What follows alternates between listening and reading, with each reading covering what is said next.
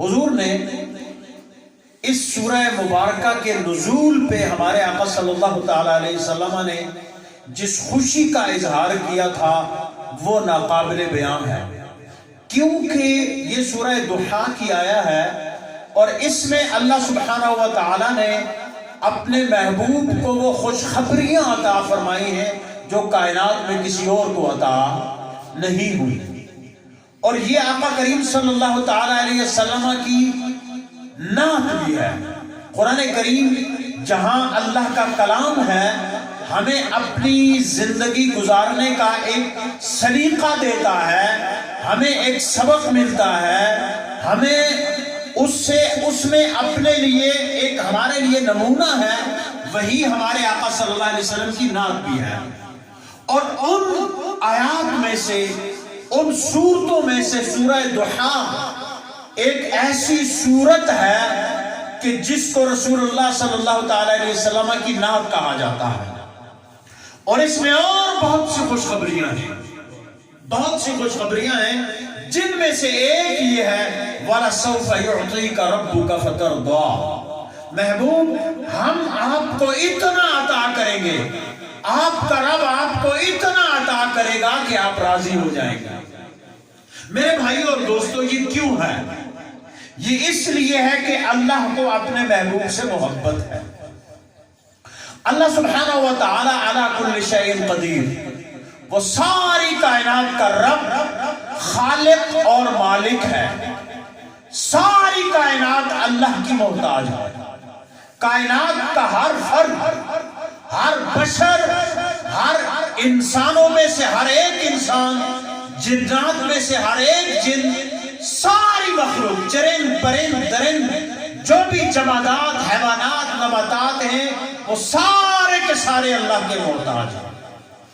جتنی بھی کائنات ہے اور جتنے بھی اس کائنات میں مرتبے اور مقام والی ہستیاں ہیں، چاہے ہم جیسا ایک عام آدمی ہو، چاہے اللہ کا ایک ولی ہو، چاہے وہ حضور کے اہل بیت ہوں، حضور کے صحابہ ہوں، انبیاء کرام ہوں، یا ہمارے آقا مولا صلی اللہ تعالی علیہ وسلم ہو، سارے کے سارے اللہ کے محتاج ہیں۔ اس کی محتاجی سے کوئی بھی بار نہیں ہے۔ ہاں، مقام اپنا اپنا ہے۔ میں ایک عام آدمی ہوں، میرا اپنا مقام ہے، اللہ کے ایک ولی کا اپنا مقام ہے، حضور کے اہل بیت اور صحابہ کا اپنا مقام ہے، سارے انبیاء کا اپنا مقام ہے، اور ہمارے آقا صلی اللہ تعالی علیہ وسلم کا مقام سب سے بلندتر ہے۔ اس لیے کہ اللہ نے آپ کو فرما دیا محبوب لولاک لما خلقت الافلاک، کہ محبوب اگر آپ کو پیدا کرنا مقصود نہ ہوتا تو میں افلاک کو پیدا نہ کرتا۔ لولاک لما اظہرت ربوبیہ، یہاں تک کہ محبوب اگر آپ کا ظاہر کرنا مقصود نہ ہوتا تو میں اپنے رب ہونے کا اظہار بھی نہ کرتا۔ اور یہ جامعہ ترمذی کی روایت ہے کہ اللہ سبحانہ، لمبی روایت ہے، میں مختصر بالکل میں انشاءاللہ اختصار سے عقیدے کی چند باتیں پیش کروں گا۔ اللہ نے اب سیدنا آدم علیہ السلام سے ایک ارشاد فرمایا جس کے کلمات، جن میں سے اس کے چند کلمات یہ ہیں کہ اے آدم لولا محمد لما خلقتک، کہ آدم اگر محمد نہ ہوتے تو میں تجھے بھی پیدا نہ کرتا۔ ہمارے آقا صلی اللہ تعالی علیہ وسلم اس کائنات کی جان، حضور اس کائنات کی روح، حضور اس کائنات کی وجہ تخلیق، یعنی آپ کی وجہ سے اللہ نے اس کائنات کو پیدا کیا، اللہ نے اپنے رب ہونے کا اظہار فرمایا۔ اور یہ کیوں تھا یہ اللہ بہتر جانتا ہے، لیکن اللہ کو اپنے محبوب سے محبت اس قدر ہے کہ اس نے فرمایا کہ محبوب یہ ساری کائنات میرے لیے میں نے تیرے لیے سجائی ہے۔ اور ہم یہاں رات کے اس ٹھنڈے ٹھار اس موسم میں جہاں منجمد ہو رہی ہے باہر کی زمین، کوہرا پڑ رہا ہے، یہاں سردی ہے، آپ ایمان کی حلاوت اور گرمی کے ساتھ کیوں بیٹھے ہیں؟ اپنے آقا سے محبت کا اظہار کرنے کے لیے۔ کھانا تو ہر ایک کو رب اپنے گھر میں بہت اچھا دے دیتا ہے، لیکن رات کے اس سرد پہر میں اس ایک بلند ترین مقام پہ پڑ رہی ہے، ہم کس لیے بیٹھے ہیں کہ ہم اپنے آقا کی محبت میں بیٹھے ہیں۔ اور محبت کی کچھ وجوہات ہوتی ہیں کہ ہمیں حضور سے کیوں محبت ہے۔ کائنات کا ایک اصول ہے میرے بھائیوں کہ محبت کی 3 بڑی وجوہ ہوتی ہیں، کچھ اور بھی ہوتی ہیں لیکن مختصر میں عرض کروں کہ بڑی 3 وجوہ ہوتی ہیں۔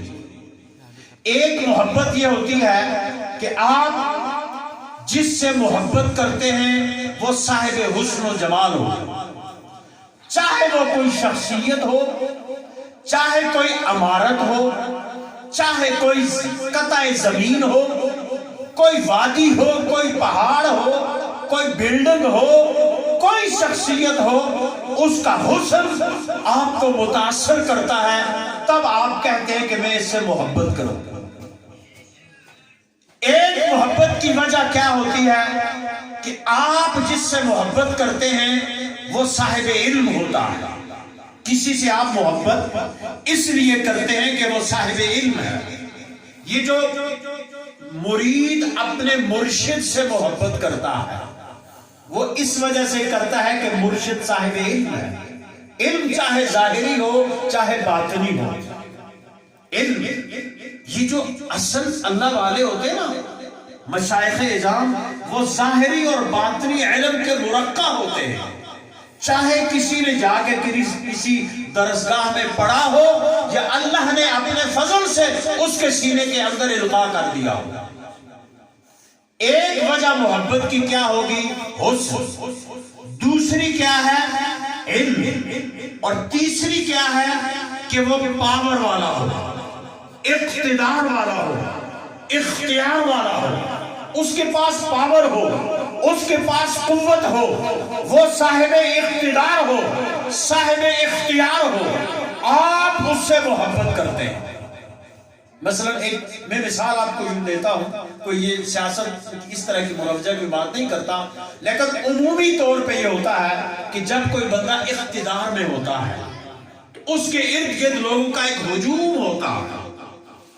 کچھ لوگ اخلاص کے ساتھ اس سے محبت کرتے ہیں، اور جب وہ اقتدار سے چلا جاتا ہے تب بھی وہ اس کے ساتھ ہوتے ہیں۔ اور کچھ لوگ وقتی محبت کرنے والے ہوتے ہیں جو اس کے اقتدار اور اختیار سے مرعوب ہو کے اس سے محبت کرتے ہیں۔ لیکن وجہ یہ ہے کہ چونکہ اس کے پاس پاور ہے، اقتدار ہے، اختیار ہے، اس لیے آپ اس سے محبت کرتے ہیں۔ تو 3 وجوہ میں یہ عقیدے کی بات ہے، اور اس کو پلے آپ باندھیں گے تو انشاءاللہ آپ کو یقیناً فائدہ ہوگا عقیدے کے اعتبار سے۔ حسن کی بات کریں تو ساری کائنات کے حسینوں کو جتنا حسن ملا ہے، ہمارے آقا مولا صلی اللہ علیہ وسلم کو اس سے کہیں بڑھ کے اللہ نے حسن عطا فرما دیا۔ حضرت اماں عائشہ صدیقہ رضی اللہ تعالی عنہا فرماتی ہیں کہ زنان مصر نے جب حسن یوسف کو دیکھا تو وہ اس میں مبہوت ہو گئی، اتنی وہ حیران ہو گئی کہ وہ چھریوں سے پھل کاٹنے کے بجائے انہوں نے اپنی انگلیوں کو کاٹ دیا، انہوں نے اپنے ہاتھوں کو کاٹ دیا۔ قرآن کریم نے فرمایا وَقَطَّعْنَا أَيْدِيَهُنَّ، انہوں نے اپنے ہاتھوں کو کاٹ ڈالا، اور وہ حسن یوسف میں اس قدر محض تھی کہ ان کو پتہ ہی نہیں چلا کہ وہ سیب کاٹ رہی ہے یا اپنی انگلیاں کاٹ رہی ہے۔ حضرت اماں عائشہ فرماتی ہیں کہ مصر کی عورتوں نے جب حسن یوسف کو دیکھا تو وہ اپنے ہاتھ کاٹ ڈالے۔ میرے آقا کو اگر وہ دیکھ لیتی تو اللہ کی قسم وہ اپنے دلوں کو کاٹ کے سامنے رکھ دیتی۔ اسی لیے کسی نے کہا حسن یوسف پہ کٹی مصر میں انگشت زنا، اور سر کٹاتے ہیں تیرے نام پہ مردان عرب۔ میرے آقا صلی اللہ تعالیٰ علیہ وسلم کے حسن کو آپ کے صحابی حضرت سیدنا حسان بن ثابت نے کیسے بیان کیا؟ جتنی حدیث حسن مصطفیٰ پہ حضرت جابر بن سمرہ رضی اللہ تعالیٰ عنہ روایت کرتے ہیں کہ ایک رات چودھری کا چاند چمک رہا تھا، پورے جوبن پہ تھا، میں حضور کی خدمت میں حاضر تھا۔ میرے آقا صلی اللہ تعالیٰ علیہ وسلم سرخ دھاریوں والا جو जुब्बा ज़ेब तन फरमा के तशरीफ फरमा थे। 14वीं का रात चमक रहा था, 14वीं रात का चांद चमक रहा था। मैं कभी चांद को देखता, कभी हुस्न मुस्तफा को देखता, कभी उधर देखता, कभी इधर देखता। मैंने सोचा कि इनमें खूबसूरत कौन है, तो खुदा की कसम मेरे इंसाफ ने ये फैसला किया कि मेरे आका का हुस्न चांद से कहीं ज्यादा है। और हजरत अबू हुरैरा रवायत करते हैं, बड़ी खूबसूरत रवायत। मैं मतलब मेरे पास लिखा हुआ, लेकिन मैं वो वक्त नहीं है, मैं मफहूम अर्ज करना चाहता हूँ। हजरत अबू हुरैरा रज़ी अल्लाह ताला अन्हु रवायत करते हैं कि हमारे आका इस कदर हसीन थे, इस कदर खूबसूरत थे कि गोया आपका चेहरे में सूरज चमक रहा हो। और हुजूर का के हुस्न का अक्स जब किसी दीवार पे पड़ता था तो वो दीवार भी चमक उठती थी। और हुजूर के कई सहाबा हजरत मौला कायनात सैयदना अली मुर्तजा रज़ी अल्लाह ताला अन्हु समेत ये रवायत करते हैं कि हमने हुजूर की खूबसूरती की मिसाल ना कभी किसी को पहले देखा और ना कभी किसी को आपके बाद में देखा। मतलब क्या हुआ, एक वजह जो हुस्न की होती है वो भी हमारे आका सल्लल्लाहु ताला अलैहि वसल्लम में बदरजाए अतब पाई जाती है। मेरे आका के सहाबी और सबसे बड़े नाख़्वां हजरत हसन बिन साबित ने इसको कैसे बयान किया, खुलासा बयान कर दिया। व अहसन मिनका लम तर क़त्तु ऐनी व अजमल मिनका लम तलिद निसाउ। या रसूल अल्लाह, आपसे ज्यादा हसीन हरगिज मेरी आंख ने नहीं देखा। व अजमल मिनका लम तलिद निसाउ, और आप जैसा खूबसूरत मेरी आंख क्या देखती, वो किसी माँ ने जना ही नहीं। खुलिक़्ता मुबर्रअन मिन कुल्लि ऐनिन कअन्नका क़द खुलिक़्ता कमा तशाउ। या रसूल अल्लाह, आपको अल्लाह ने हर ऐब से पाक पैदा किया और इस तरह पैदा किया गोया जैसा कि आप चाहते हो। तो गोया हमारे आका सल्लल्लाहु ताला अलैहि वसल्लम कायनात की सबसे हसीन शख्सियत है, इसलिए हुजूर से हमारा मोहब्बत करना बनता है। आपकी याद में रात, इस ठंडी ठार रात में यहाँ बैठ के आपका तज़किरा सुनना बनता है, इसलिए कि जब महबूब का जिक्र सामने होता है। और अकीदे की बात ये भी याद रख लें, ये अकीदा अहले सुन्नत है। हमारे यहाँ बाज़ औक़ात शेर व शायरी में नाख़्वां हज़रात ये शायर हद से गुजर जाते हैं। हमारा जो अकीदा है वो ये कि हुजूर को अल्लाह ने इख्तियार दिया है। हुजूर जहां चाहे अपने जिस्म मिसाली के साथ अपनी मर्जी के साथ तशरीफ ले जा सकते हैं, लेकिन हुजूर को अल्लाह ने वो कुव्वत भी अता फरमाई है कि आप रोज़ा-ए अतहर से पूरी कायनात को देख सकते हैं। इसलिए कि सही हदीस है, हुजूर फरमाते हैं कि मैं अल्लाह की पूरी कायनात को इस तरह देखता हूँ कि जिस तरह हथेली पे कोई किसी चीज को देखा जाता है। जैसे पूरी किसी सहरा में खैमा हो और उसको देखूं, मैं अल्लाह की पूरी कायनात को ऐसा देखता हूँ। और हुजूर की तो क्या शान है, हुजूर के एक गुलाम हजरत गौसे आज़म फरमाते हैं, नज़र तो इला बिलादिल्लाहि जमअन का खरदलतिन अला हुब्बि तिसाली, कि मैं अल्लाह के शहर को ऐसे देखता हूँ जैसे हथेली पे राई का दाना होता है। तो हमारे आका सल्लल्लाहु अलैहि वसल्लम इस कायनात की हसीन तरीन हस्ती, इसलिए हम आपके जिक्र में जब बैठते हैं तो सर्दी गर्मी के एहसास से, वक्त के एहसास से बेनियाज होकर बैठते हैं कि महबूब का तज़किरा होता रहे और हम सुनते रहे। दूसरी बात इख्तियार की, बड़ी अकीदे की ये बात है। हमारा अहले सुन्नत व जमात का ये अकीदा है कि अल्लाह ने हुजूर को मुख्तार कुल बना के भेजा, यानी हुजूर अल्लाह की मखलूक में इस कायनात के लिए मुख्तार कुल है। हुजूर जिसको चाहे जो अता करे, अल्लाह ने आपको वो इख्तियार दिया है। जबकि बाज लोगों का ख्याल इसके बरअक्स है, लेकिन हम अपना अकीदा कुरान करीम और हदीस पाक की रोशनी में मैं आपकी खिदमत में बयान कर रहा हूं कि हमारे आका जो दूसरी हुस्न की वजह है साहिब इख्तियार होना, हमारे आका साहिब इख्तियार है। हुजूर जिसको चाहे जो अता फरमाए, जिससे जो चाहे ले ले, اس پہ قرآن مجید کی ایک دو آیات، ایک دو احادیث، اور پھر تیسری بات کر کے میں اپنی بات کو انشاءاللہ مکمل کر رہا ہوں۔ قرآن مجید میں اللہ سبحانہ و تعالی نے اپنے محبوب کے بارے میں ارشاد فرمایا مومنوں کو، ما آتاکم الرسول فخذوہ وما نہاکم عنہ فانتہوا، کہ تمہیں جو رسول دے دے وہ لے لو، اور جس سے تمہیں باز رکھے اس سے رک جاؤ۔ اس میں ایک تو امر بالمعروف اور نہی عن المنکر ہے کہ حضور جس بات کا ارشاد فرمائیں، جس کام کے بارے میں حضور اشارہ فرمائیں وہ کام کیا جائے، اور حضور جس سے منع فرمائے اس کام سے باز رہا جائے۔ اور ایک اس میں لطیف اشارہ یہ ہے کہ میں نے اپنے محبوب کو اس کائنات کا مالک اور مختار بنا کے بھیجا ہے، اس لیے تمہیں جو بھی ضرورت ہو تم میرے محبوب سے لے لیا کرو۔ اس کے لیے ایک اور آیت وَلَوْ أَنَّهُمْ، سورہ توبہ کی آیت مبارکہ ہے، وَلَوْ أَنَّهُمْ رَضُوا مَا آتَاهُمُ اللَّهُ وَرَسُولُهُ، اگر وہ اس پہ راضی ہو جاتے جو اللہ اور اس کے رسول نے انہیں دیا ہے۔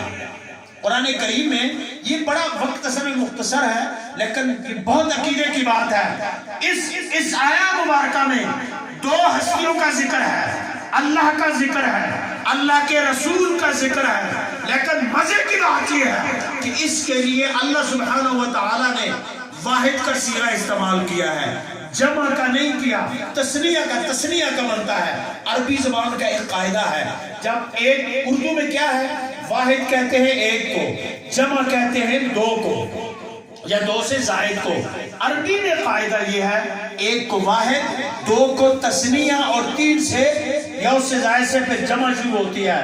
واحد کے لیے صیغہ الگ ہوتا ہے، تثنیہ کے لیے الگ ہوتا ہے، اور جمع کے لیے الگ ہوتا ہے۔ جب کسی ایک کو پکاریں گے اس کے لیے آپ واحد کا صیغہ استعمال کریں گے، دو کو پکاریں گے تثنیہ کا کریں گے، تین کو پکاریں گے جمع کا کریں گے۔ یہاں اس آیت مبارکہ میں دو آیات قرآنی پیش کر کے حدیث کی طرف آتا ہوں۔ یہاں اس آیت مبارکہ میں اللہ سبحانہ و تعالی نے دو ہستیوں کا تذکرہ کیا، اپنا بھی تذکرہ فرمایا، اپنے محبوب کا بھی تذکرہ فرمایا، لیکن مزے کی بات یہ ہے آتا کا لفظ استعمال کیا، صیغہ جو واحد کے لیے ہوتا ہے۔ اگر تثنیہ کا ہوتا تو اللہ فرماتا آتیا، اللہ فرماتا آتیا، تثنیہ کا نہیں فرمایا بلکہ واحد کا فرمایا۔ اللہ اپنے بندوں کو یہ بتانا چاہتا ہے کہ میرے بندوں، میں نے اپنے محبوب کو اتنا قرب عطا کر دیا ہے کہ میں جب اپنا اور اپنے محبوب کا تذکرہ کرتا ہوں تو میں اس کے لیے بھی یہ ضروری نہیں سمجھتا کہ میں تثنیہ دو کا صیغہ استعمال کروں، بلکہ میں واحد کا استعمال کرتا ہوں۔ لیکن اس سے جو آیت میں آپ کو بات بتانا چاہتا ہوں، گرامر میں الجھے گے تو بہت ٹائم لگ جائے گا۔ بات جو میں آپ کو باور کرانا چاہتا ہوں وہ یہ کہ اللہ نے فرمایا اس بات پہ، وہ مطلب اللہ کے اس فرمان کا مفہوم یہ ہے کہ اللہ کے بندو، جو تمہیں اللہ اور اس کا رسول عطا فرمائے اس پہ راضی ہو جاؤ۔ مطلب کیا ہوا کہ اللہ بھی عطا فرماتا ہے اور اللہ کا رسول بھی عطا فرماتا ہے، یہ تو دینے کی بات ہوئی۔ اب ایک آیت میں پیش کرتا ہوں جس میں اللہ نے فرمایا ہے کہ اللہ بھی تمہیں غنی کرتا ہے اور اللہ کا رسول بھی غنی کرتا ہے۔ اسی سورہ توبہ کی آیت وَلَوْ أَنَّهُمْ رَضُوا مَا آتَاهُمُ اللَّهُ وَرَسُولُهُ، کہ اگر وہ اس بات پہ راضی ہو جاتے جو کہ اللہ اور اس کے رسول نے انہیں اپنے فضل سے غنی کر دیا ہے۔ وَمَا نَقَمُوا إِلَّا أَنْ أَغْنَاهُمُ اللَّهُ وَرَسُولُهُ، اور انہیں یہی برا لگا۔ یہ منافقوں کے بارے میں ہے۔ منافق کس کو بولتے ہیں؟ منافق اس کو بولتے ہیں کہ جس نے بظاہر کلمہ پڑھ لیا ہو، جو نمازیں بھی پڑھتا ہو، جو روزے بھی رکھتا ہو، جو دینی معمولات بھی بجا لاتا ہو، لیکن اس کا عقیدہ درست نہ ہو، بالخصوص وہ حضور کے بارے میں اس کا عقیدہ درست نہ ہو، اور حضور کے بارے میں وہ یہ خیال کرے کہ وہ تو ہماری طرح کے ایک بشر ہے، جس طرح ہم کھاتے ہیں ایسا ہی وہ کھاتے ہیں، جس طرح ہم پیتے ہیں ایسا ہی وہ پیتے ہیں۔ جب ہمارے آقا صلی اللہ تعالی علیہ وسلم نے غزوہ خندق میں ایک چٹان تھی، صحابہ کرام نے اس کو توڑنے کی کوشش کی، تو وہ چٹان ٹوٹ نہیں رہی تھی۔ صحابہ حضور کی خدمت میں حاضر ہوتے ہیں، عرض کرتے ہیں یا رسول اللہ ایک چٹان ہے جو ہم سے ٹوٹ نہیں رہی۔ حضور نے فرمایا مجھے لے چلو۔ آقا کریم صلی اللہ تعالی علیہ وسلم ہتھوڑا لے کے تشریف لاتے ہیں، ایک ضرب مارتے ہیں، چٹان کا ٹکڑا ہو جاتا ہے۔ آپ فرماتے ہیں مجھے شام کی کنجیاں دے دی گئی۔ دوسری چوٹ لگائی، دوسرا ٹکڑا ہو گیا۔ آپ نے فرمایا مجھے یمن کی کنجیاں دے دی گئی۔ تیسری چوٹ لگائی، آپ نے فرمایا مجھے فارس کی کنجیاں دے دی گئی، یعنی مجھے ساری دنیا پہ اللہ نے فاتح بنا دیا۔ اب حالت کیا تھی؟ صحابہ کے پیٹ پہ پتھر بندھے ہوئے تھے بھوک کی وجہ سے، بہت مشقت میں تھے۔ جب منافق بھی کچھ ساتھ تھے، منافقوں نے یہ سنا تو انہوں نے کہا عجیب بات کر رہے ہیں یہ کہ ایک طرف کھانے کو کچھ نہیں ہے اور دعویٰ یہ کر رہے ہیں کہ میں شام اور یمن اور ایران اور روم پہ میری حکومتیں ہوں گی۔ تو آقا کریم صلی اللہ تعالی علیہ وسلم کو اللہ نے جو علم عطا فرمایا ہے، آپ نے اپنے اس علم کی مدد سے ان منافقوں کی ان باتوں کو جان لیا۔ اور پھر وہ منافق ایک بات کہا کرتے تھے کہ یہ کیسا رسول ہے، یہ تو ہماری طرح کا بشر ہے، ہم اس کے پیچھے نمازیں پڑھتے ہیں، ہم اس کے ساتھ چلتے ہیں، لیکن یہ ہمارے بارے میں نہیں جانتا۔ جب منافقوں کی یہ بات حد سے زیادہ بڑی تو آقا کریم صلی اللہ تعالی علیہ وسلم منبر پہ تشریف فرما ہوئے، صحیح بخاری کی روایت کا خلاصہ پیش کر رہا ہوں، صحیح ستہ کی روایت کا خلاصہ پیش کر رہا ہوں۔ حضور منبر پہ تشریف فرما ہوئے، آپ نے فرمایا ان لوگوں کا کیا حال ہے جو میرے علم پہ طعنا کرتے ہیں، بتاؤ آج پوچھو مجھ سے جو پوچھنا چاہتے ہو، میں تمہیں وہ سب بتاؤں گا۔ ایک شخص کھڑا ہو گیا، اس نے کہا یا رسول اللہ میرا باپ کون ہے؟ تو آقا کریم صلی اللہ علیہ وسلم نے اس کے والد کا نام بتایا کہ تیرا والد وہی ہے۔ ایک منافق کھڑا ہو گیا، اس نے کہا یا رسول اللہ میرا ٹھکانہ کہاں ہے؟ آخرت میں میرا ٹھکانہ کہاں ہے؟ حضور نے فرمایا تیرا ٹھکانہ جہنم ہے۔ حضور نے جب اس سوال کا جواب دیا تو آپ کے چہرے پہ جلال آ گیا۔ سیدنا عمر رضی اللہ تعالیٰ عنہ اسلام کی جو شان آن اور بان تھے، جھک کے حضور کی بارگاہ میں یوں کوہنیوں کے بال جھکے اور جھک کے عرض کی رضینا باللہ ربًا وبالاسلام دینا وبمحمد نبی و رسولا۔ یا رسول اللہ ہم دین کے اسلام ہونے پہ راضی ہیں، ہم آپ کی نبوت پہ راضی ہیں، ہم اللہ کی توحید پہ راضی ہیں، یا رسول اللہ ہمیں معاف فرمائے۔ حضور اتنے جلال میں تھے، آپ نے فرمایا پوچھو جو پوچھنا ہے، میں تمہیں ہر سوال کا جواب دوں گا، قیامت تک کے ہر سوال کا جواب دوں گا۔ اور حضور نے پھر کیا کیا؟ آپ نے فرمایا منافقوں اب بہت ہو گیا، تمہیں بہت برداشت کر لیا گیا، اب نکل جاؤ میری مسجد سے، میری مسجد سے نکل جاؤ۔ اب ظاہر ہے وہ کدھر اٹھ کے جاتے خود، کوئی اپنے آپ کو خود اتنا ایکسپوز کیسے کرے؟ انہوں نے کہا کہ ان کو کیا پتا ہے کہ ہمیں منافق کون ہے؟ وہ یوں بیٹھے رہے۔ آپ نے ایک مرتبہ فرمایا، دوسری مرتبہ فرمایا، تیسری مرتبہ فرمایا، جب کوئی نہ اٹھا تو پھر حضور نے نام لینے شروع کیے، اخرج یا فلان فإنك منافق، اخرج یا فلان فإنك منافق، اخرج یا فلان فإنك منافق۔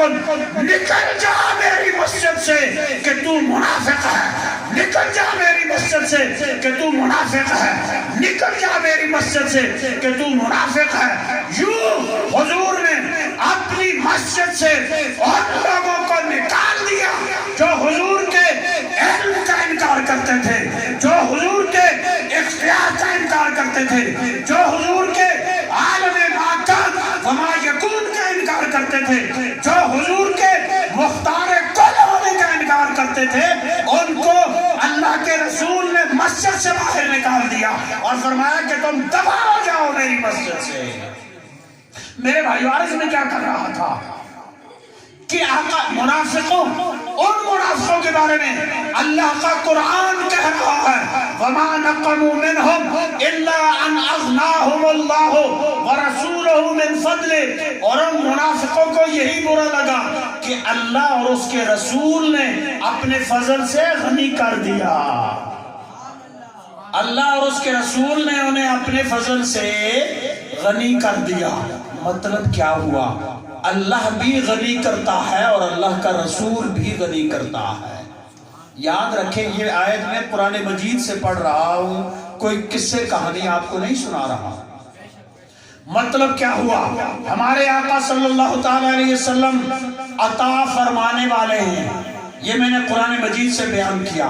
اب ہم حدیث کی طرف بس ایک دو باتیں میں تھوڑی سی میں چاہتا ہوں کہ اچھا مجھے کب روز آنا ہوتا ہے، تو میں اس لیے چاہتا ہوں کہ آج ذرا وہ شب وصل ہے تو ہم چلیں وہ اے ابر کرم ذرا تھم کے برس، اتنا نہ برس کہ وہ آ نہ سکے، جب آ جائیں تو پھر جم کے برس، اتنا برس کہ وہ جا نہ سکے.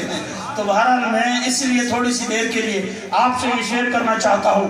آج کا یہ دور آزمائشوں کا دور ہے، امتحانوں کا دور ہے. مختلف فتنے مختلف بہانوں سے، مختلف روگ مختلف رنگوں سے داغ ہم رنگے زمین بچھا کے آپ کے ایمان پہ ڈاکہ ڈالنے کی کوشش کرتے ہیں. لیکن یاد رکھو، پکڑ لو دامن اللہ کے قرآن کا، پکڑ لو دامن حضور کے اہل بیت کا، تم کبھی بھی نہیں بھٹکو گے. اگر تمہارے ہاتھ میں قرآن کا دامن ہے، تمہارے ہاتھ میں اہل بیت کا دامن ہے، تمہارے ہاتھ میں صحابہ کا دامن ہے، تمہارے ہاتھ میں اللہ کے ولیوں کا دامن ہے، خدا کی قسم بھٹکنے کا کوئی اندیشہ نہیں. آئیے حدیث پاک کی طرف کہ حضور کو اختیار ہے کہ نہیں ہے، حضور کو اختیار ہے کہ نہیں ہے. مسلم صحیح مسلم کی روایت، میرے اور آپ کے آقا صلی اللہ تعالیٰ علیہ وسلم کے صحابی حضرت ربیعہ بن کعب ایک مرتبہ آپ کو وضو کروا رہے تھے. آپ کے وہ خادم خاص تھے، وضو کروا رہے تھے. آپ کا دریائے رحمت جوش میں آیا. آپ نے فرمایا سل، مانگ ربیعہ کیا مانگتا ہے، مانگ ربیعہ کیا مانگتا ہے. حضرت ربیعہ بن کعب کی اس طرف پہ قربان جائیں، انہوں نے کوئی دنیا کی چیز نہیں مانگی. کیا خوبصورت چیز مانگی، انہوں نے عرض کی. اور یہ بھی بیچ میں عقیدے کی بات یاد رکھیں کہ ربیعہ بن کعب نے یہ تو نہیں کہا کہ حضور میں آپ سے کیوں مانگوں، میں تو اللہ سے مانگوں گا، اللہ تو میری شرح سے زیادہ قریب ہے. ہمارے دوست بعض یہ عقیدہ دیتے ہیں نا کہ تو یار یہ کیا ہے، یہ ڈائریکٹ والے لوگ کہ یہ کیا ہے، تم کیوں جاتے ہو موڑا شریف، تم کیوں جاتے ہو گورڑا شریف، تم کیوں جاتے ہو کسی اللہ کے ولی کی درگاہ پہ، کیا اللہ تمہاری شرح سے زیادہ قریب نہیں ہے؟ ہم کہتے ہیں کہ ہاں ہم ضرور جائیں گے، اس لیے جائیں گے کہ یہ حکم اللہ کا ہے اور قرآن مجید میں ہے. کسی الف لیلہ کی داستان میں نہیں ہے، کسی دنیا کی داستان میں یہ نہیں ہے، بلکہ اللہ کا قرآن کہہ رہا ہے محبوب وَلَوْ أَنَّهُمْ إِذْ ظَلَمُوا أَنفُسَهُمْ جَاءُوكَ، محبوب جب تیرے امتی اپنی جانوں پہ ظلم کر لیں، گناہ کر لیں، پھر وہ کیا کریں؟ اللہ نے یہ نہیں فرمایا ڈائریکٹ وہ مجھے پکارے، بلکہ اللہ نے فرمایا جاؤ، وہ آپ کی بارگاہ میں حاضر ہو جائے، وہ تیرے قدموں میں آ جائیں. تو پھر کیا ہو؟ فاستغفر اللہ، توبہ کریں، معافی مانگیں، استغفار کریں. واستغفر لهم الرسول، آپ بھی ان کے لیے استغفار کریں. تو کیا ہوگا؟ لوجد اللہ توابا الرحیما، تو وہ اللہ کو ضرور بہت زیادہ توبہ قبول کرنے والا اور بہت زیادہ مہربان پائیں گے. میرے بھائیو، اللہ تعالیٰ تو ویسے بھی بہت زیادہ توبہ قبول کرنے والا ہے، بہت زیادہ مہربان ہے، لیکن اس کو اپنے محبوب سے محبت اتنی ہے نا کہ اقبال نے کہا ہے نا کہ وہ شوق تیرا اگر نہ ہو میری نماز کا امام، میرا قیام بھی حجاب، میرا سجود بھی حجاب. یا رسول اللہ اگر آپ کی محبت نہیں ہوگی تو نہ میری نماز ہے اور نہ میرا کوئی قیام ہے. تو اللہ نے فرمایا میرے بندو اگر تم میری طرف آنا چاہتے ہو، اگر تم یہ چاہتے ہو کہ تم میرا قرب حاصل کرو تو میرے محبوب کے قدموں میں جھک جاؤ. یا اللہ محبوب تو دنیا سے تشریف لے جا چکے ہیں، اور اپنی شان کے مطابق وہاں جلوہ افروز ہیں، ہم ان سے ڈائریکٹ مل نہیں سکتے۔ ان کے روضہ عطر پہ کئی ایسے لوگ ہیں وہ جانے کی بھی ہمت نہیں رکھتے، کیا کریں؟ فرمایا کہ محبوب کے محبوبوں سے رابطہ کر لو، جن کا ان سے رابطہ ہے ان سے رابطہ کر لو، ان سے رابطہ ہے ان سے رابطہ کر لو، ان سے رابطہ ہے ان سے رابطہ کر لو، تم میرے محبوب پہ پہنچ جاؤ گے۔ تو گویا اللہ کے ولیوں کے پاس جانے کا راستہ بھی ہمیں کس نے بتایا ہے؟ خود اللہ نے بتایا۔ تو حضور کے صحابی نے یہ سوال نہیں کیا یا رسول اللہ میں اتنا سے مانگوں گا، آپ کیا مجھے دے سکتے ہیں؟ یا پھر وہ کہتا چلے میرے پاس یہ میرا مفلر ہے، چلے جی مثلا کوئی حضور کے پاس چیز ہوتی کہ یا رسول اللہ مجھے یہ اپنا جبہ عطا فرما دیجئے، مجھے اپنا عصا مبارک عطا فرما دیجئے، مجھے تلوار مبارک عطا فرما دیجئے۔ لیکن حضور کے صحابی کے عقیدے پہ قربان جائیں، اس کو پتہ تھا، اس کو علم تھا کہ خالق کل نے آپ کو مالک کل بنا دیا۔ حضور کا صحابی کیا مانگتا ہے؟ صحیح مسلم، اسألک مرافقتک فی الجنہ، یا رسول اللہ میں جنت میں آپ سے آپ کا قرب مانگتا ہوں۔ اسألک میں آپ سے مانگتا ہوں، مخاطب کا یہ صیغہ استعمال فرمایا۔ انہوں نے نہیں فرمایا یا رسول اللہ میں اللہ سے یہ دعا کرتا ہوں کہ مجھے وہ آپ کا قرب عطا کر دے۔ اسألک مرافقتک فی الجنہ، یا رسول اللہ میں جنت میں آپ سے آپ کا قرب مانگتا ہوں۔ حضور نے یہ نہیں فرمایا کہ ربیہ جنت تو ابھی بہت دور ہے، مجھے تو دنیا میں بعض ایسے جب مولوی آئے کہ وہ کہیں گے تو ان کو تو دیوار کے پیچھے کا علم نہیں، وہ تو کچھ بھی نہیں دے سکتے۔ نہیں، حضور نے فرمایا جنت تیری، میرا ساتھ تیرا۔ لیکن ساتھ حضور نے کیا فرمایا؟ ایک سبق دیا کہ ربیہ جنت تو تجھے مل جائے گی، کچھ اور چاہیے؟ نہیں یا رسول اللہ، بس آپ نے فرمایا فَأَعِنِّي عَلَى نَفْسِكَ بِكَثْرَةِ السُّجُودِ، اے ربیہ پھر سجدوں کی کثرت سے میری مدد کرو۔ یعنی کیا کر؟ پھر اپنے آپ کو نمازی بنا لے، پھر اپنے آپ کو رب کی بارگاہ میں جھکنے والا بنا لے۔ یہ جہاں خوشخبری بھی ہے وہاں میلاد کا پیغام بھی ہے کہ ہم صرف اگر یہ کہیں کہ ہم ذکر کر کے پھر نمازوں کو بھول جائیں گے تو ایسا ممکن نہیں ہے۔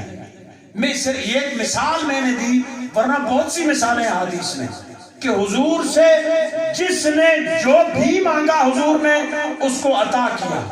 حضور کے لبوں میں کبھی لا یا نہیں کے الفاظ نہیں آئے کسی کے۔ تو ایک اور بات آخری، علم یہ حسن اور اختیار کی تو ہوگی کہ حضور کا اختیار اتنا ہے کہ آپ جنت بھی عطا کر سکتے ہیں، اور اگر کسی کو محروم کرنا ہو تو وہ بھی آپ کا اختیار اللہ نے آپ کو دیا ہے۔ اس سلسلے میں ایک واقعہ ہے، اگر وہ پھر بات بہت لمبی ہو جائے گی۔ اب علم کی طرف ہم آتے ہیں۔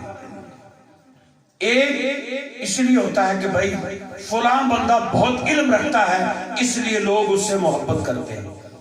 ہمارے آقا صلی اللہ علیہ وسلم کے ہم حضور کی حقیقت کا کوئی ہزارواں کروڑواں ایسا بھی نہیں بیان کر سکتا، ہم صرف ایک مثال، کیونکہ حضور نے تو سیدہ صدیق اکبر رضی اللہ تعالیٰ نے فرمایا صدیق میری حقیقت کو میرے رب کے علاوہ کوئی نہیں جانتا، یعنی میری حقیقت کو صرف میرا رب جانتا ہے، کوئی اور جان نہیں سکتا۔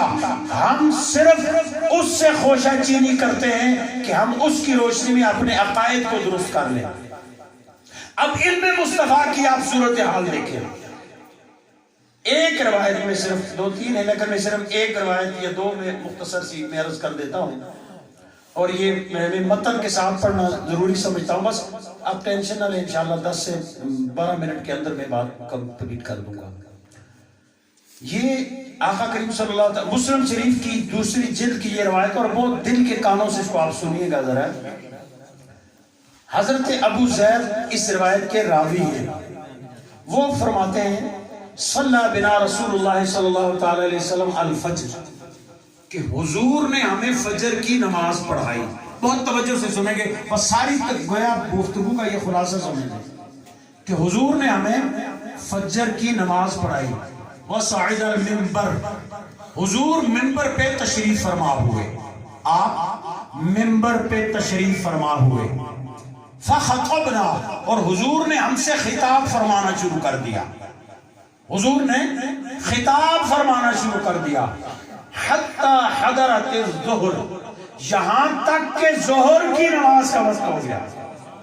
فجر کے فوراً بعد تشریف فرما ہوئے، خطاب شروع کیا، اور خطاب چلتے چلتے چلتے اتنا طویل ہوا کہ ظہر کا وقت ہو گیا۔ پھر کیا ہوا؟ فنزل فصلی، حضور منبر سے نیچے تشریف فرما ہوئے اور ظہر کی نماز ادا فرمائی۔ فصلی ثم صعد المنبر، پھر حضور منبر پہ تشریف فرما ہوئے، فخطبنا، اور خطاب فرمانا شروع کر دیا۔ پھر منبر پہ بیٹھے، ظہر کے بعد اور خطاب فرمانا شروع کر دیا، حتی حضرت العصر، یہاں تک کہ عصر کی نماز کا وقت آ گیا، یہاں تک کہ عصر کی نماز کا وقت آ گیا۔ ثم نزل، پھر حضور منبر سے اترے، منبر سے اترے اور آپ نے فصلی، نماز ادا کی۔ نماز کے بعد ثم صعد المنبر، پھر حضور منبر پہ تشریف فرما ہوئے، حتی غربت الشمس، یہاں تک کہ سورج غروب ہو گیا، یعنی مغرب کا وقت ہو گیا۔ اب خطاب کتنا بنا؟ فجر کی نماز کے فوراً بعد شروع فرمایا، درمیان میں منبر سے اتر کے صرف آپ نے نمازیں دو ادا فرمائی، ظہر اور عصر کی، پھر خطاب فرمانا شروع کر دیا یہاں تک کہ مغرب کا وقت ہو گیا۔ اب اس خطاب میں کیا کیا نہیں ہوگا اور کیا ہوا اس میں؟ وَأَخْبَرْنَا، بہت غور سے سنیں اس بات کو، وَأَخْبَرْنَا، اور حضور نے اس خطاب میں ہمیں خبریں عطا فرمائیں۔ کیا خبریں تھی؟ بما کان و بما کائن، جو کچھ ہو چکا ہے اور جو کچھ ہونے والا ہے، اس سب کی حضور نے ہمیں خبریں عطا فرمائیں۔ کائنات میں ہمیں کیا پتا ہے کہ جب ہم دنیا میں نہیں تھے تو ہم سے پہلے کیا تھا؟ یہ کائنات انسان نہیں تھے کہ ان سے پہلے کیا تھا، کیونکہ کائنات تو ہزاروں سال پہلے کی بنی ہوئی ہے، لیکن حضور نے وہ بھی بتا دیا جو کچھ اس سے پہلے ہوا ہے، اور وہ بھی اس خطاب نے بتا دیا کہ جو تا قیامت ہونے والا ہے۔ اسی لیے اہل سنت کا یہ عقیدہ ہے کہ جو ہو چکا ہے، جو ہوگا، حضور جانتے ہیں، تیری عطا سے خدایا حضور جانتے ہیں۔ علم مصطفیٰ، اور سیابی آخر میں فرماتے ہیں وَأَعْلَمُنَا أَحْفَظُنَا، ہم میں سب سے بڑا عالم وہ ہے کہ جس نے اس خطاب کو یاد کیا۔ ایک روایت حضرت سیدنا عمر رضی اللہ عنہ، مختصر ترین، پھر میں اپنی بات مکمل کرتا ہوں۔ حضرت سیدنا عمر، یہ مشکات شریف میں بھی ہے اور بخاری شریف میں بھی، سیدنا عمر رضی اللہ تعالیٰ عنہ جو روایات میں بہت احتیاط فرماتے تھے، بہت کم روایتیں آپ سے مروی ہیں۔ حضرت عمر رضی اللہ تعالیٰ عنہ فرماتے ہیں قام فینا رسول اللہ صلی اللہ تعالیٰ علیہ وسلم مقام، حضور ایک جگہ ہمارے درمیان جلوہ افروز ہوئے، فاخبرنا عن بدء الخلق، اور حضور نے ہمیں مخلوق کی ابتدا کی خبریں دینا شروع کی، مخلوق کی ابتدا کی کہ کہاں سے مخلوق کی ابتدا ہوئی۔ ہمارے دوست تو کہتے ہیں کہ حضور کو تو دیوار کے پیچھے کا بھی نہیں پتا، حضور فرماتے ہیں کہ مخلوق کی کہاں سے ابتدا ہوئی، میں تمہیں وہ خبریں بھی عطا کر دوں۔ اور راوی کون ہے؟ حضرت عمر رضی اللہ تعالیٰ عنہ۔ تو کیا ہوا؟ حتی دخل اہل الجنت منازلہم واہل النار منازلہم، حفظ ذلك من حفظہ ونسی من نسیہ۔ حضور نے ساری مخلوق کا پورا نتیجہ ہمیں بتا دیا، یہاں تک کہ جہنم میں داخل ہونے کا بھی والوں کا بھی بتا دیا کہ کون لوگ ہیں کہ جو جہنم میں داخل ہوں گے ان کی کیا منزلیں ہوں گی، اور کون لوگ ہیں جو جنت میں داخل ہوں گے ان کی کیا منزلیں ہوں گی۔ یارو، جو محبوب یہ علم رکھتا ہو کہ جب سے یہ کائنات بنی ہے بلکہ اس کائنات سے پہلے کی میں تمہیں خبریں بھی دے سکتا ہوں، اور جب کائنات ختم ہو جائے گی، مٹ جائے گی، کچھ نہیں رہے گا، اس کی بھی خبریں دینے والے محبوب کے بارے میں اگر کوئی یہ عقیدہ رکھے کہ اس کو تو دیوار کے پیچھے کا پتہ نہیں، تو اس کو پھر آپ کیا کہیں گے؟ محبوباں تے نکتہ چینی جرا کرن تو باز نہیں آؤندا، اصلی منافق اس نو جانو تے جھوٹے پیار جتاؤندا۔ سانو دسیا عشق دے مفتی جڑا مڑ مڑ اے فرماندا، آزم جتھے دل لگ جاوے اتھے عیب نظر نہیں آؤندا۔ تو یہ عقیدے کی میں نے چند باتیں آپ کی خدمت میں اس لیے پیش کی کہ ہم اپنے عقیدے کو درست کریں۔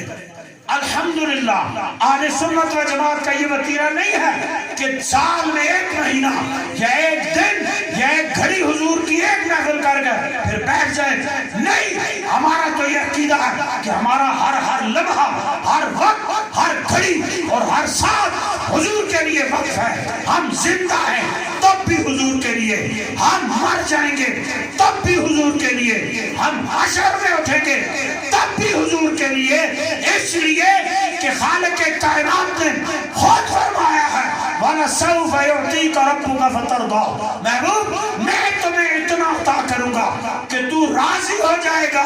اسی لیے اعلیٰ حضرت نے کہا، انہوں نے کیا فرمایا؟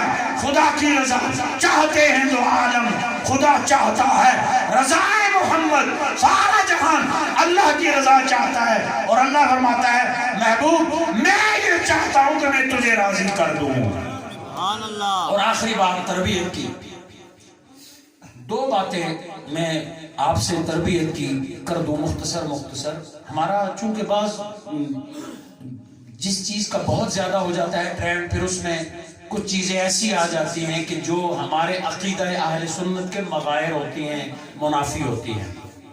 اسی لیے میں اکثر جو ہمارے نعتخوان حضرات ہیں، ہمارے نقیبان محفل ہیں، علماء ہیں بعض، ان سے میں یہ عرض کرتا رہتا ہوں، اور آج بھی میں آپ بھی جو یہاں تشریف فرما ہیں بالکل نعت بھی سنا کریں، نعتخوانوں کی خدمت بھی کیا کریں اور ان کا اکرام بھی کیا کریں، لیکن کوشش یہ کریں کہ وہ تقدس، وہ آداب ملحوظ رہیں کہ جو حضور کی بارگاہ کے لیے وقف ہے، کیونکہ صحابہ کا جو وہاں پہ نظریہ تھا نا، اور یہ جو حضور سے مانگنے کا بھی نظریہ، حضور سے مانگنے کا یہ صحابہ کا طریقہ ہے۔ صحابہ کو کوئی مسئلہ بھی پیش آتا وہ حضور کی بارگاہ میں جاتے، یا رسول اللہ۔ یہ حضرت قتادہ رضی اللہ عنہ کی آنکھ نکل آئی ایک مرتبہ جنگ کے دوران، تیر لگا، آنکھ باہر نکل آئی، آپ ہتھیلی پہ آنکھ لیے حاضر ہوئے، یا رسول اللہ یہ میری آنکھ۔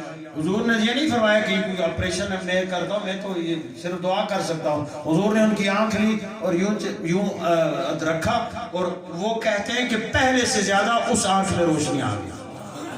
تو حضور کے صحابہ کا جو انداز تھا وہ حضور کی محفل میں کیا تھا کہ گویا ان کے سروں پہ پرندے بیٹھے ہوئے ہیں۔ ایک تو اس ادب کو ملحوظ رکھا کریں، اور دوسرے اشعار میں آپ کو ایک مثال دیتا ہوں، دو مثال اور پھر بات ختم کر رہی۔ تربیت کی ایک بات، عقیدے کی بات کی، تربیت کی یہ ہے۔ ایک تو یہ کیا کریں کہ یار ہم نے کوئی 1000 2000 چندہ دے کے یہ 1 لاکھ 2 لاکھ خرچ کر کے محفل کر دی، اب ہم سارا سال آزاد ہیں، ایسا نہیں ہے۔ آپ پہ زیادہ ذمہ داریاں ہو گئی ہیں کہ محبت کے اصولوں میں سے ایک اصول یہ ہے کہ محبوب کی ہر ادا کو اپنایا جائے۔ اس لیے کوشش کریں کہ حضور کی ہر سنت پہ عمل کریں، ہماری مسجدیں ویران نہ ہوں، ہماری خانقاہیں ویران نہ ہوں، ہمارے مدارس آباد رہیں، ہم مسجد کی طرف مائل ہوں۔ جب بھی حی علی الصلاۃ، حی علی الفلاح کی آواز آئے تو ہم مسجد کی طرف بڑھیں۔ اسی طرح بعد مثلا میں آپ کو اکثر ایک بات میں کہا کرتا ہوں، یار ہمارے عقائد علماء کی کتابوں سے سیکھا کریں، قوالوں سے نہ سیکھا کریں۔ مجھے ابھی کسی نے بات کی تھی کہ یہ جو ایک قوالی میں آتا نا، حضرت بلال نے جو اذان سحر نہ دی، قدرت خدا کی دیکھو نہ مطلع سحر ہوئی، یعنی وہ یہ کہتا ہے کہ حضرت بلال نے جب تک اذان نہ دی، اب ہمارے پاس لوگوں، میں نے ایک عالم کو بھی دیکھا، وہ ایک محفل میں یہ بات بیان کر رہا تھا کہ حضرت بلال کا اتنا مقام ہے کہ جب تک انہوں نے اذان نہ دی تو اس وقت تک سحر نہ ہوئی، حالانکہ یہ بات حقیقت نہیں ہے، یہ بات بالکل جھوٹ ہے، اس میں کوئی حقیقت نہیں ہے، اس لیے کہ یہ کسی حدیث کی کتاب، کسی تاریخ کی کتاب میں بھی نہیں ہے۔ اور پھر اذان ہوتی اس وقت ہے جب سحر ہو جائے تو، یعنی فجر کی اذان کس وقت دیتے ہیں یہ تو سب کو پتہ ہے نا، سحری کے وقت تو فجر کی اذان نہیں ہوتی۔ اسی طرح ایک اور شعر پڑھتے ہیں ہمارے، آپ بھی بیٹا ذہن میں رکھیں کہ وہ جو ایک نعت ہے نا، کیا حوروں پر تیل لگا کے کیا خدا نے، حضرت بلال کے جو اس کا مفہوم یہ ہے کہ حضرت بلال کے جو چہرے کی سیاہی تھی وہ اللہ نے حوروں کے ماتھے کا تل بنا دیا۔ ایسی بھی کوئی روایت نہیں ہے۔ آپ میں نصیحت کرتا ہوں جتنے بھی ناتخواں ہیں میری بات اس وقت سنیں، سوشل میڈیا کے ذریعے کوئی سن رہا ہے یہ سنے گا، جو بھی کلام پڑھا کرے نا، اب کیسٹوں کے ناتخوان کو چل گئے نا، کیسٹیں سنی، کیسٹ میں جو کہ لفظ بھی غلط ہے تو وہ بھی، استاذ کے سامنے جب تک بندہ نہ بیٹھے نا جی اس وقت تک بات نہیں بنتی۔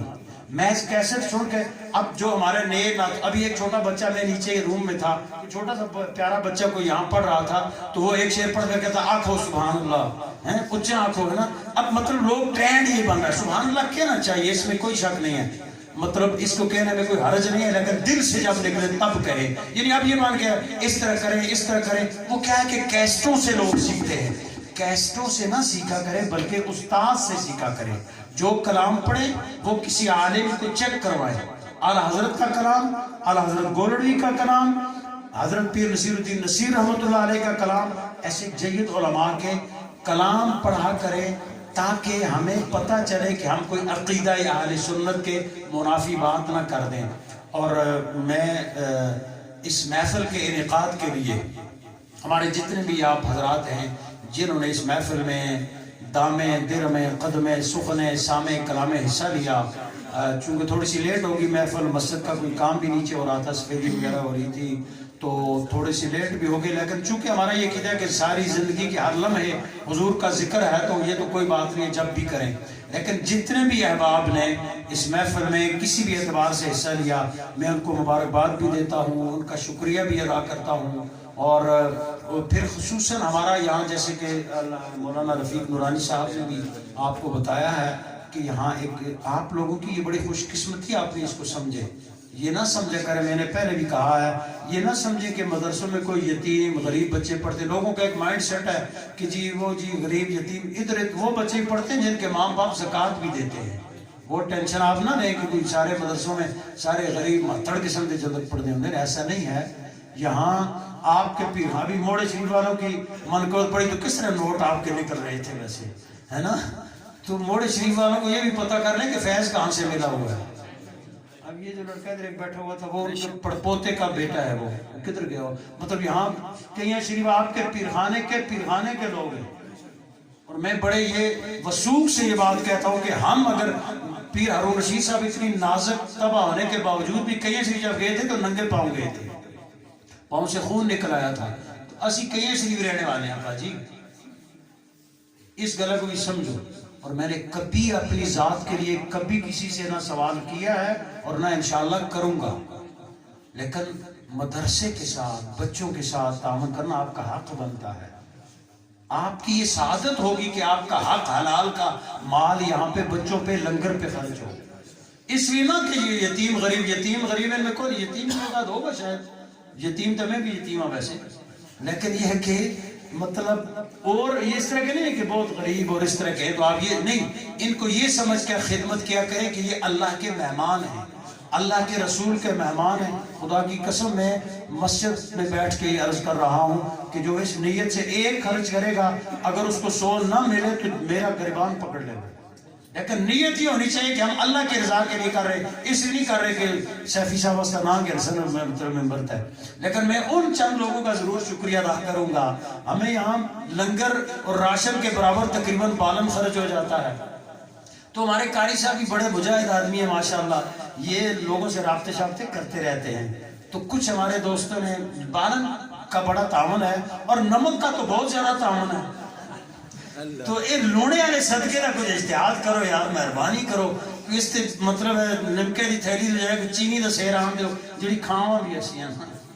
اب نمک منوں کے حساب سے یہاں جمع تھا، میں شہر کے مدرسوں والوں سے کہتا ہوں یار نمک تم ہم سے فری میں لے جایا کرو، لیکن نمک سستا اتنا ہے کہ وہ مدرسوں میں کہتے جی ایسا کوئی میل جلد ہے، اب مثلا بہت اچھی بات ہے نمک دینا کوئی بری بات نہیں. میں آپ کو ایک حدیث شریف سناؤں, یہ اہمی تُسے لوگ نا سے ان لوگوں نے حدیث شریف ہے کہ جو بندہ نمک, اس کا خلاصہ ہے, اس کو حدیث میرے ذہن میں نہیں ہے لیکن ہے, میں نے خود دیکھی ہے کہ جو بندہ نمک دے گا نا کسی کو تو وہ نمک جتنے کھانے میں پڑے گا اس بندے کو اس کھانے کے صدقے کا ثواب ملے گا. تُس تے بڑے اہم نا سے تُسی مطلب ہے اگر سمجھو گے, انہوں نے بڑے سوچ سمجھ گئے کہ تھے بڑے سیانے کہ تھوڑا خرچ کرو اسی مطلب ثواب, لیکن یہ کہ اب تھوڑا سا اس میں اجتہاد کر لیں, لونے دے بجائے کچھ اور شے دینے کرو. اب نہ وہ آپ وہ لوگ رہے کہ پیسوں والے, اب آپ بھی ملک پیک کی چائے پیتے ہیں اور ہم بھی, اب یہی حال ہے. تو بہرحال جو لوگ نمک کا بھی 2 روپے کا بھی کہتا ہوں 10 روپے کا بھی بہت بڑا تعاون ہے, اللہ قبول کرے تو 10 کا اتنا اجر دے دے جتنا 10 کروڑ کا کسی کو نہ دے. تو بہرحال میں بات تھوڑی سی لمبی ہوگی, میں بات تقریباً میرا تھا 35-40 منٹ پہ ختم کر دوں گا, لیکن یہ میں اس لیے میں نے کہنی ضروری سمجھی کہ من لم یشکر الناس لم یشکر اللہ, جو بندوں کا شکر گزار ہے وہ اللہ کا بھی شکر گزار نہیں ہے. تو جتنے لوگوں نے, مجھے ان کے نام نہیں آتے جن نے یہ بالن چلن دیا ہے, ابھی قاری صاحب نے بڑی جدوجہد کی اور وہ مطلب ہے جو بھائی ہے وہ ان سے مزدوری بھی نہیں لیتے, وہ چین سے والے, ان کی بڑی مہربانی. تو آپ کی بڑی مہربانی. تو آپ لوگ اس معاملے میں یقیناً پار بھی مدرسہ ہے علامہ صاحب کا, وہ بھی ہمارا اپنا مدرسہ ہے اور یہ بھی آپ کا ہی مدرسہ ہے. تو آپ کوشش کیا کریں کہ اس کے ساتھ جس قدر ہو تعاون جنس میں کر دیں. ہمیں پیسے کی, میں نے پہلے میں قاری صاحب سے یہی کہتا ہوں کسی کو بھی کہ یار وہ جنس میں کر دیا. جتنے لوگ بھی اس میں تعاون کرتے ہیں, مدرسے کے لیے زمین وقف کی حاجی خورشید صاحب, اللہ ان کو غریق رحمت کرے, اللہ تعالیٰ ان کو اس کا اجر دے. جتنے لوگوں نے اس مسجد کی تعمیر میں حصہ لیا, ایک ایک اینٹ, ایک مطلب ریت اور بجری کا ایک گاڑی, جس نے جو کچھ دیا, ابھی نیچے پرستر کا کام کروایا وہ بھائی صاحب نے, دیگر لوگوں نے کیا, جن لوگوں نے کیا یاد رکھے ایک چیز کو ختم کر دے. یہ نام میں نے پہلی دفعہ یہ اس دفعہ کیا کہ بینر پہ بھی نام لکھ دیجیے اپنی انتظامیہ کے اور لوگوں کے, ورنہ میں کہتا ہوں یار جس کے نام اللہ کے ہاں درج ہو رہے ہوں ان کے نام لینے کی ضرورت نہیں ہوتی, کیونکہ اللہ کے یہاں درج ہونا ضروری ہے. تو بہرحال میں آپ سب کا شکر گزار ہوں اور آپ سے یہ گزارش کروں گا, میں نے اسی لیے کہا کہ انشاءاللہ میں جہاں بھی رہوں, برارکوٹ رہوں, مظفر آباد شہر رہوں, کیہ شریف رہوں, ہمارا ٹھکانہ, ہمارا ہیڈ کوارٹر یہی ہے انشاءاللہ اور یہی رہے گا. ہم مر بھی جائیں گے تو یہاں مدرسہ انشاءاللہ قائم رہے گا اللہ کے فضل سے, آپ لوگوں کے تعاون سے. بلکہ میں نے کہا کہ زمیوں سوکتا کچھ میں گیا نا کہ کچھ زیارتی واسطے میں کچھ جگہ دے چھوڑی تھے, میں اپنی زیارت بھی تھی بنا سا انشاءاللہ. لیکن اس ایک چیز کرسا میں کہ کسے زیارتی تھے پراٹھے لگ جائیں, کسے تھے چاول, تو میں یہ دسے دا کہ اتھے مکھنے دی روٹی لگ سی, جب مکھنے دی روٹی روڑ کھان سی کم اس تمن سی, اس واسطے وہ پھر سوچ سمجھ کے گل کرے اگلی. تو بہرحال بہت آپ کا شکریہ. اس ساری گفتگو میں جو کچھ مجھ سے کوئی غلطی اگر ہوئی, اللہ تعالیٰ, میں اللہ سے اس کی معافی مانگتا ہوں, اللہ کے رسول سے بھی معافی مانگتا ہوں, کسی اور کی دل آزاری ہوئی میں اس سے بھی معذرت ہوا ہوں, اور میں اللہ کی بارگاہ میں دعا کرتا ہوں کہ اللہ سبحانہ و تعالیٰ ہم سب کے یہاں آنے بیٹھنے اس محفل کے انعقاد کو اپنی بارگاہ میں شرف قبولیت عطا فرمائے, اللہ ہمیں عمل کی توفیق عطا فرمائے. وما علیہ الا البلاغ.